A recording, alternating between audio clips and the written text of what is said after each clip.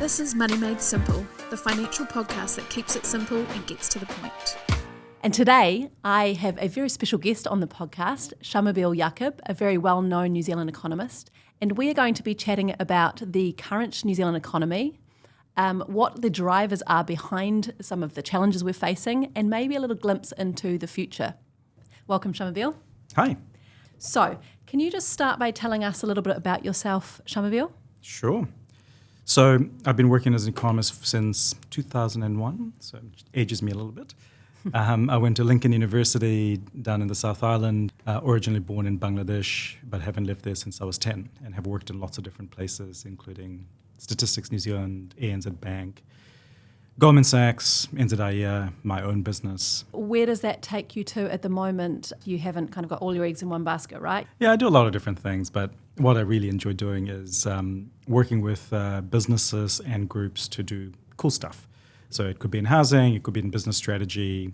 I do some roles around governance, I do some roles around advisory. I do lots of presentations to businesses, conferences, all that kind of stuff. And it's fun. And you forgot to mention that you're also an author, right? Yeah, I've written a few books over the years. So the one that I'm most proud of is one that I wrote with my wife, Selena, called Generation Rent, which is all about the housing crisis in New Zealand, but more importantly, how we can fix it. Great. And that is a great segue into Simplicity and Sam. So you've known Sam for quite a while, right? Sam and I met, years ago, and I was actually on the board of Simplicity early on for a little while. So our connection is both formal and informal. I think we are kindred spirits in terms of two people being very hopeful and ambitious for New Zealand, but see some gaps that need to be filled. Absolutely. And I guess linked to that, why do you do what you do? Oh, look, I'm pretty passionate about what I do. I love New Zealand. I love living here. I love the people. I love all of that stuff. And to me, it's about there is a lot more we could do for a lot more New Zealanders to live a better life. I think it's great that people in that position to be able to do so, like yourself, can also, and like Sam as well, are actually able to then look at that broader picture. You know, it's a pretty challenging time at the moment, but there are people like you guys that can look and say, what can we do to improve that future? So. Oh, absolutely. I think it's very easy to identify problems. Anybody can do it, right? Any idiot can tell you what the problems are.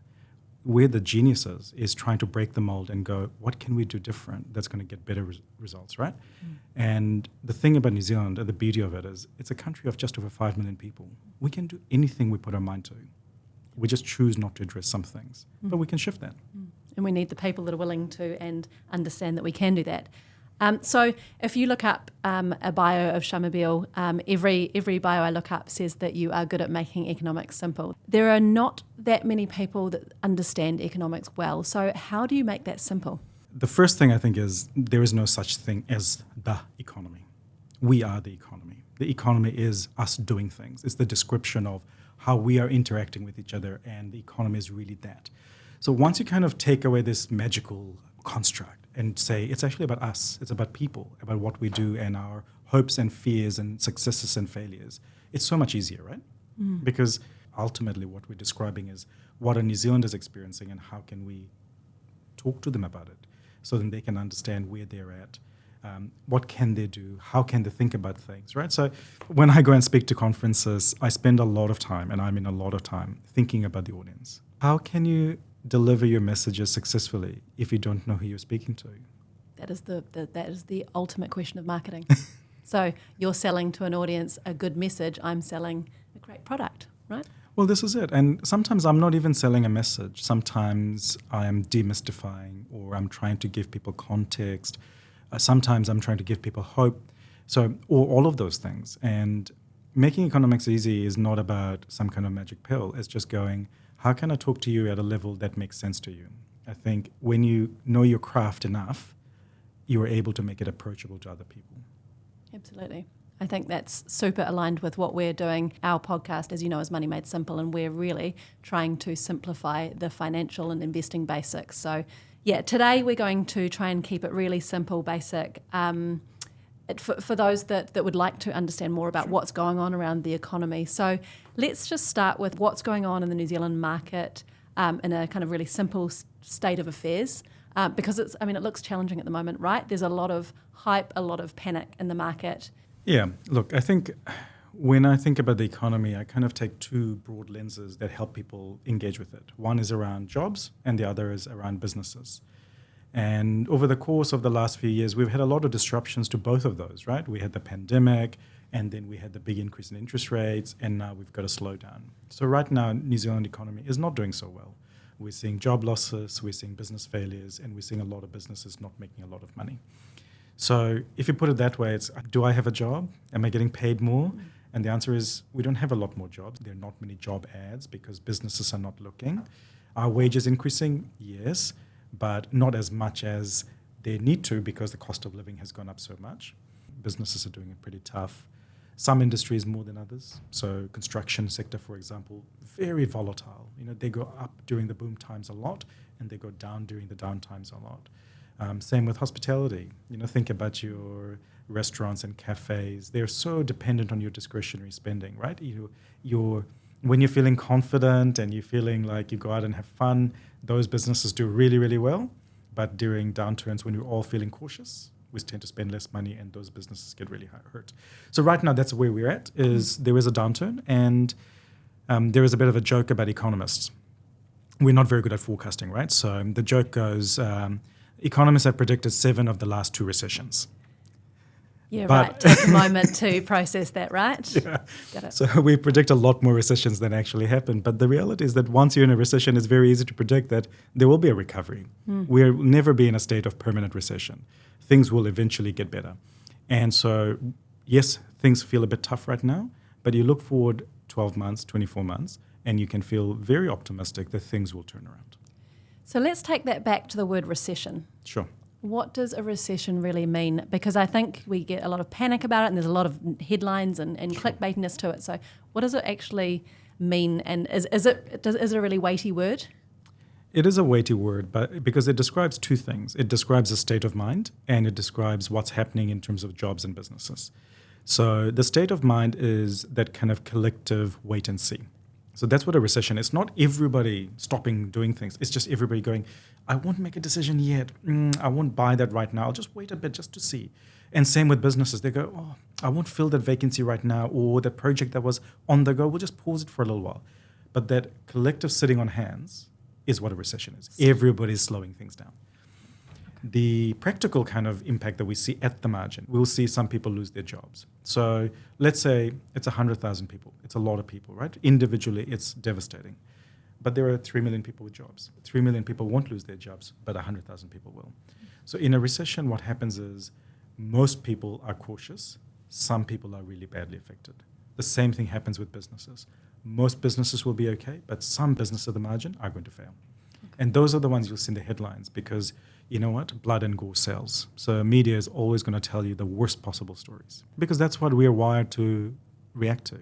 So we seem to like consuming bad news stories, even if you think about from a fiction point of view, right? We seem to like bad news more than we like the good news stuff. It's true. It's psychologically proven. There's actually a good psychological and human reason for it, is by knowing what to avoid, how to kind of deal with those bad things, our brain prioritizes those things. So that's a big part of behavioral economics, actually, just how do we think about things, but also why we tend to give more weight to today than to the future. Yeah, right. I think linked to that whole putting more weight to bad news, that reminds me of a saying, we hate losing $1 more than we like gaining $1. There's that whole Absolutely. We put way more weight behind that awfulness. Like when the share markets go down, people care so much more than if the share market goes up 5%, right? Totally. We have a wonky word for it. It's called loss aversion. We really don't like losing things. When things go up, it's kind of like, oh, that was talent. That was me being really excellent. When things go down, it's everybody else's fault, right? Again, that's a very normal human condition.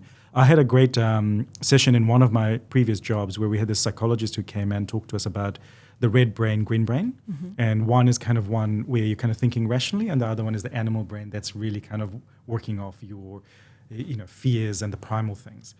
And so what happens is when you see bad news, your red brain engages and you lose reason. But when you're able to kind of think about it rationally again, because you've calmed yourself down and gone, is it really as bad as it seems? And when you look at it like that, more often than not, you'll see that things are not as bad as it might have looked at first blush. So that's why it's really important to take the deep breath and go, is it really going to affect me in the way the headline makes it look? And I guess understand that your initial reaction might be that red brain kind of thing, and then taking a step back and realising. And, the reality is the red brain is absolutely critical, right? That's the thing that's going to stop you from being run over in the street. If there's a car coming down the road, you're going to jump out without even thinking. If you had to think with your rational brain, you'd be dead. So it's really, really important we have these reflexes. But because we are so overexposed to information, to stimulus, right? It's really hard for us to calm down. Whether it's headlines about the economy or financial markets, it just feels like it's relentless, but quite often without context and without solutions. So for me, it's like, it's not enough to say there is a problem. You have to give people tools, right? Yeah. If I say to you that you're at risk of losing a job, well, that's not very helpful. I'm going to get panicked. But it's scary, right? Because people have families, commitments, mortgages, whatever. If you say, look, we think there are risks to jobs in industry X, and you can do these things to try and help yourself, right? And so you can go to, get training, or go to talk to your financial advisor or your budget advisor, whatever it is. You have to give people some way to tackle these issues. Sometimes I don't think it's going to come from up on high from some impersonal source.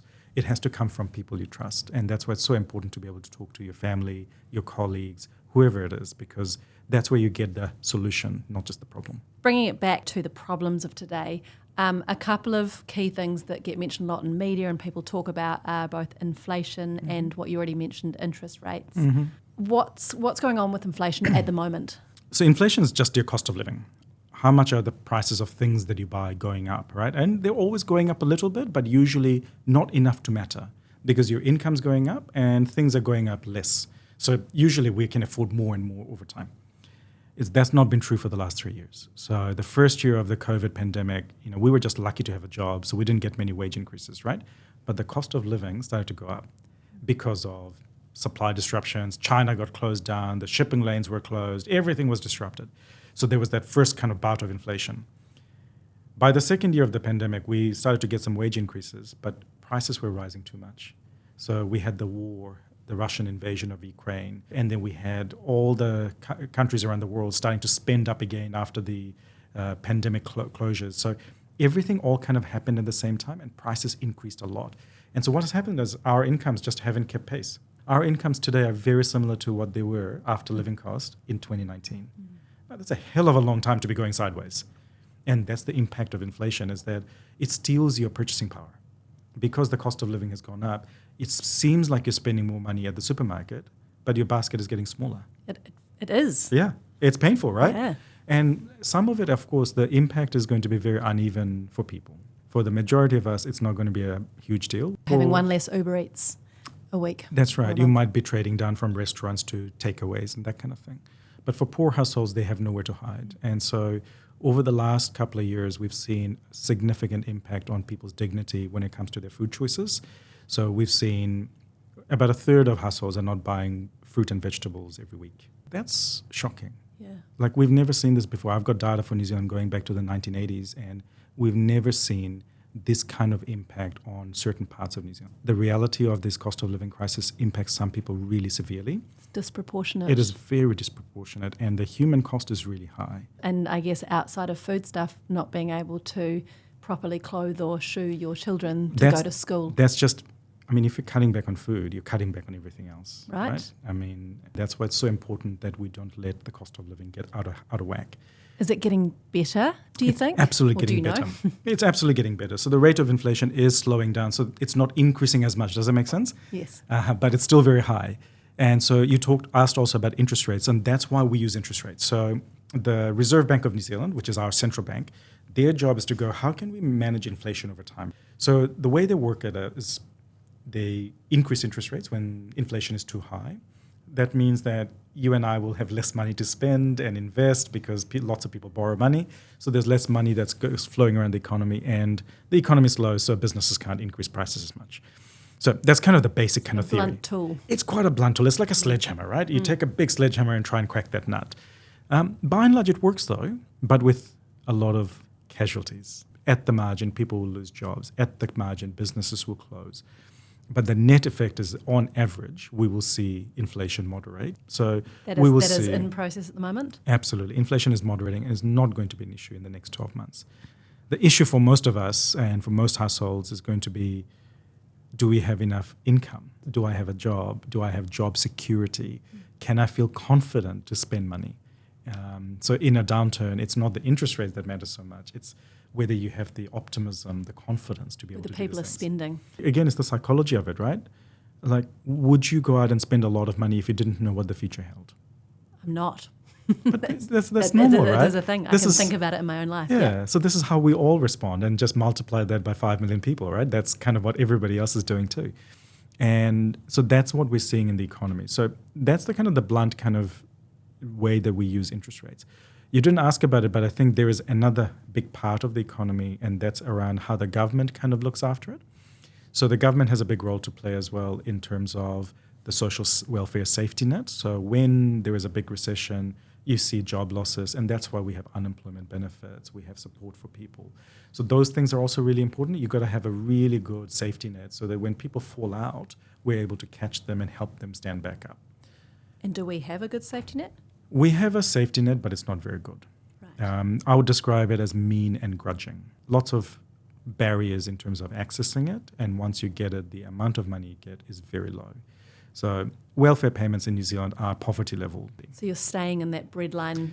It's really tough. You know, for an average worker, going from a job to going to unemployment benefit might be your weekly income reducing by half. So those people, because I mean, I tend to talk to a lot of people who say people have it better on the benefit. That's kind of fairly blatantly untrue for most, right? I think that's BS. I think there is a unfortunate culture of punching down in New Zealand, which I find really quite distasteful. We should not punch down. You know, it could be you. If you weren't lucky to be born in your position, how would you like to be treated? And I think we should all put ourselves in that position because, you know, you don't know what circumstances might affect you. And empathy goes a long way. 100% agree.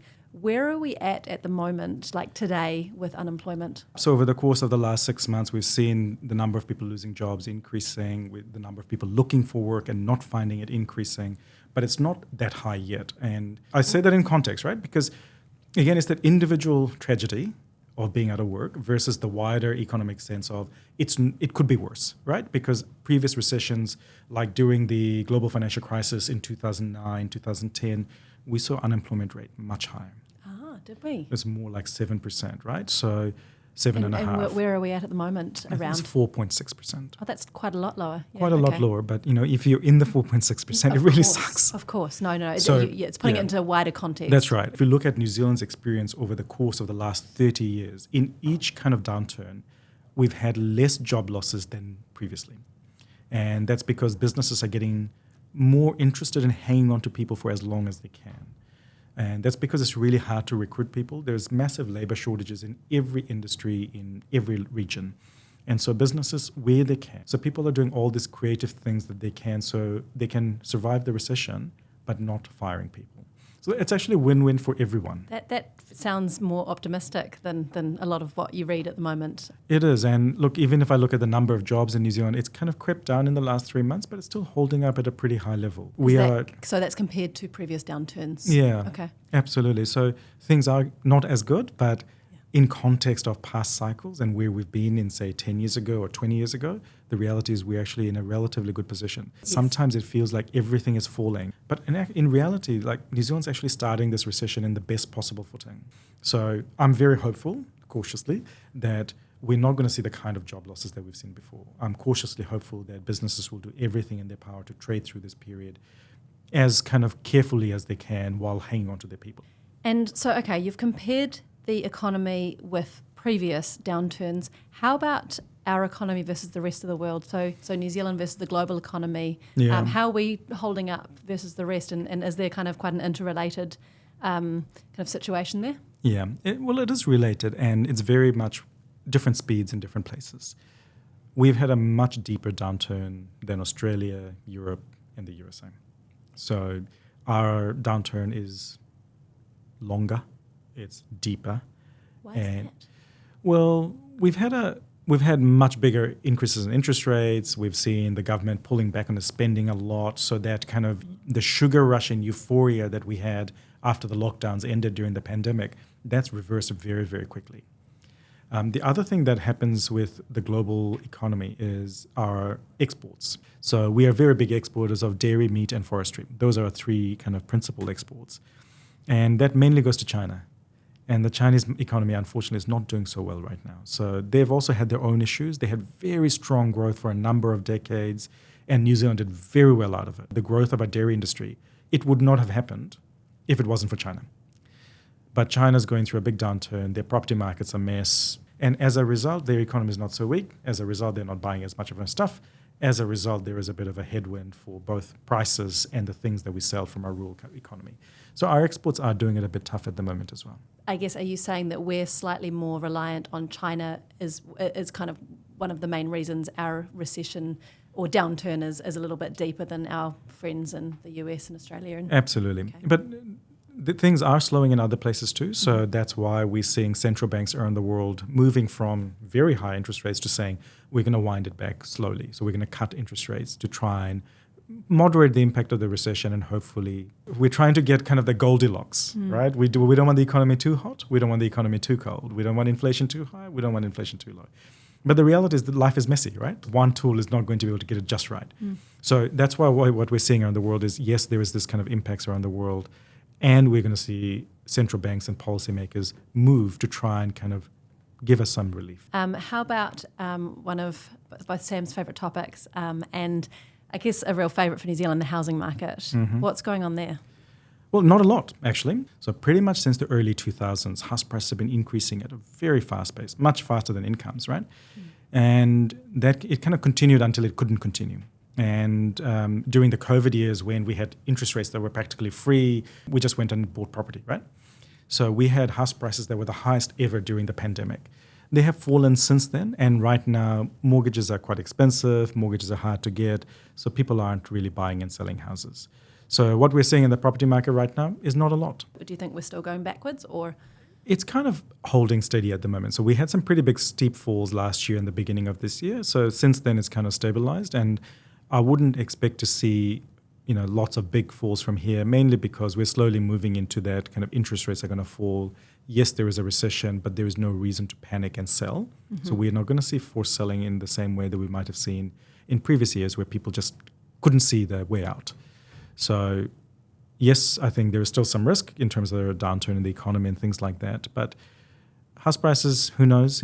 I've gotten all my forecasts for everything wrong, including house prices.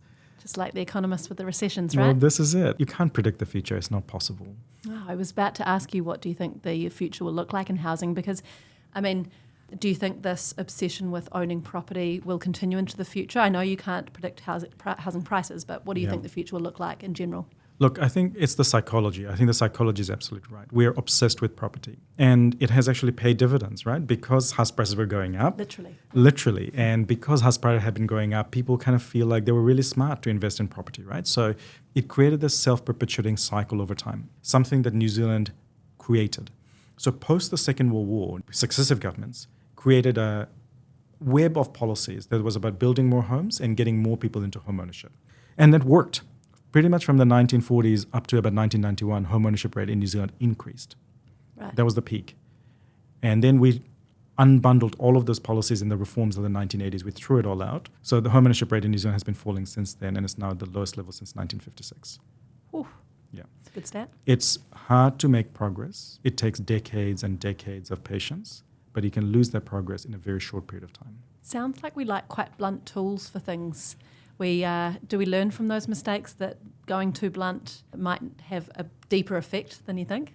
Not enough. I think the reforms of the 1980s were very large and sweeping, but on the back of also a crisis, right? So those of you who know about it, that period of the 1980s was really quite difficult in New Zealand. We had a huge stock market crash. New Zealand had lots of overseas debt we could not pay. We were on the brink of bankruptcy as a country. That's crazy, right? You hear all of the panic and the media headlines now about how we're kind of the worst we've ever been and we're in dire straits. But if you're in your 30s or younger, you don't know what maybe bad looked like. That's right. And that period of the 1980s was devastating. And there's some really sad stories, right? We lost a lot of people to suicide and things like that through that period because people just could not see a way out. but we also saw a lot of lingering effects on younger people who kind of graduated or became work ready at the time and could not get work. And so their entire careers have been scarred by just being born at the wrong time. So, yeah, those reforms were really sweeping. And I think what happened was because it was such a crisis, the reforms were very large and very disruptive. And they were necessary, but I think we're paying the costs of some of those reforms now because we kind of threw the baby out with the bathwater for some things. And housing is one of those. But we are slowly learning, I think. But the reality is New Zealand has made massive strides when it comes to housing over the course of the last decade. We're building more homes. We're building different types of homes. We're having a national conversation and a fight about who's got the better solution. Literally 10 years ago, we were fighting about if there is a crisis or just a challenge. So on that note, let's move to the future now. What are some challenges that you think that will come up either in the next few years or in the next decades? I think there are kind of three big ones that we need to work on. Housing is one of my favorite ones because if you don't have people well housed, nothing else will work. Right? So we got to get that right because we want New Zealanders well housed so they're able to reach their potential. We want kids to be able to go to school and we want families to be able to form meaningful relationships in the communities. So housing to me is a really important challenge that we need to keep working on. I think we're making progress. There are two that we are completely blind to. One is around climate change and the other is around demographics. So with climate change, it's hard, right? I think the world is going to warm so much that we're going to have to deal with the fallout. And that's when adaptation comes in. So adaptation is about how do we make sure we're not living in the wrong places? How do we have ways of dealing with storms, floods, fires, those kinds of things, right? So insurance, for example, has to be changed a lot because last year, insurance payouts were 10 times the usual amount for New Zealand. That's why all the premiums seem to feel like they're going up by 40, 50%. Massive, right? Someone has to pay for it. Someone has to pay for it, but when insurance premiums go up by 40 or 50%, those people who don't have enough income will not be insured. And so, roughly speaking, at the moment, we've got about a quarter of New Zealanders who don't have their homes insured. That's scary. This is your biggest asset, right? Yeah. And so, climate change for me has lots of different facets, but this is one of them that we know is happening. We know is creating the impact, whether it's the floods that we had in Auckland or the cyclone that affected the east coast of New Zealand. These are things that will happen with more ferocious frequency, and we need to be prepared. And for that, I think we're not really prepared. And the third thing is, of course, aging. And aging is a hard one because it feels like it's a bad thing. It's not. Challenge. Challenge of aging. It's almost that issue of we think it's bad to have old people. It's not. Because it's the blessing of longevity, is we're going to have a lot of people who are going to live longer. The question is, how can we give them good health and good finances to enjoy that longer lifespan? Yeah. So how can they be prepared to live longer? Well, if you're going to live to 80 plus and you retire at 65, that's a hell of a lot of life that you've got to prepare for, right? Maybe we need to rethink how we do pension savings. Maybe we need to think about how do we keep people healthy enough for longer. So the demographic part for me is, it's a big topic. There's lots of different facets to it, but this longevity part to me is kind of like we kind of look at it as a problem, but it actually is a massive blessing that we're not making the most of. An opportunity as such. It is absolutely, because the reality is that just because you turn 65 doesn't mean you become useless. No, I like to think of retirement as your 20-year holiday. Well, only if you can afford it and you're in good health. Are we doing enough to keep people healthy through their working lives? But these are the big issues that will, I think, really dictate how prosperous and how happy we are as a country, right? It's entirely solvable. Like, the beauty of New Zealand is, I know it doesn't feel like it all the time, but we're a rich country that's actually really very small. We have the money, we have the people and the smarts, and we're small enough that we can do it as a village. Love that. That's a great segue into, are there any kind of opportunities that you see in New Zealand's future on that optimistic note? Like, I mean, we are a small country, right? Are there some opportunities that you see in the, I guess, near or far future? Absolutely. I think the thing that sets a place apart is its people. We've got this extraordinary group of people in New Zealand. I mean, I know everybody talks about social cohesion and stuff and how that's fraying. I don't think that's true. My experience of going around New Zealand is that it's still an incredibly warm, friendly, welcoming country. And that's a very strong base to do things from, right? Like I said, every risk that we see is solvable if we put our mind to it. and we stick at it long enough. So, we talked about housing before. Our housing crisis is solved by like 200,000 houses. In most other countries, 200,000 houses is what they build in 1 year. Right? So our solutions are small in scale. Yeah. And we're actually rich enough and wealthy enough to be able to do it. But to do that, we need to do it together. And I think our superpower is that we're able to do it together still, because we're a country that's small enough. We have shared values. And despite what people say, I truly believe we are closer together than we're further apart. I feel like that's a good point. Like whenever I meet tourists, I always feel like people say we are some of the friendliest people that you'll come across, like the whole walking down the street. I would expect someone to say hi to me. And I think it's partly the big versus small. And I think if you think about New Zealand, the reality is even our biggest place, Auckland, is not that big. No, we're a small but mighty city, aren't we? That's right. And I love that. We've got this small but beautifully formed country in our cities. And that is a real privilege, right? It's a real superpower. And you can either see it as a weakness or you can see it as a strength. It requires us to muck in and do things together. Somebody has to take, leadership, and you have to do those things. The thing is, while people have political views and ideologies, the reality is that our politicians, by and large, are extraordinarily approachable and nice people. They're there to do their job. Of course, they all have their own little playbook, but the reality is they are still doing it from a good place in their heart, by and large. But I think what an extraordinary place to be in, right? That's a really good shout. Any kind of words of optimism or advice for your everyday Kiwi? Sure. Look, I think what's really important in this period of downturn is you make sure that you look out for the people around you. Look out for yourself and look out for people around you. Seek help if you're affected, right? Because it's available. And the second part is look out also for those businesses that are doing it tough, right? And those are also real people behind those businesses who run them and work in them. These things always happen at the margin. They feel really dark while it's happening, but they're fleeting things. And when the recovery comes, things will feel much better.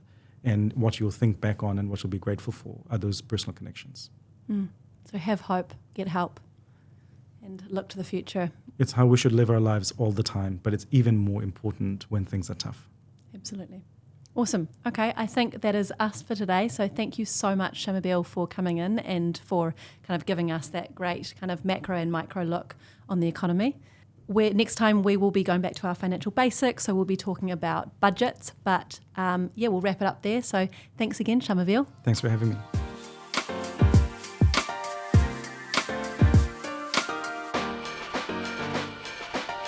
This podcast contains personal opinions and is intended to provide educational information only. It doesn't relate to your particular financial situation or goals and is not financial advice or recommendations. Simplicity New Zealand Limited is the issuer of the Simplicity KiwiSaver scheme and investment funds. For product disclosure statements, please visit Simplicity's website, simplicity.kiwi.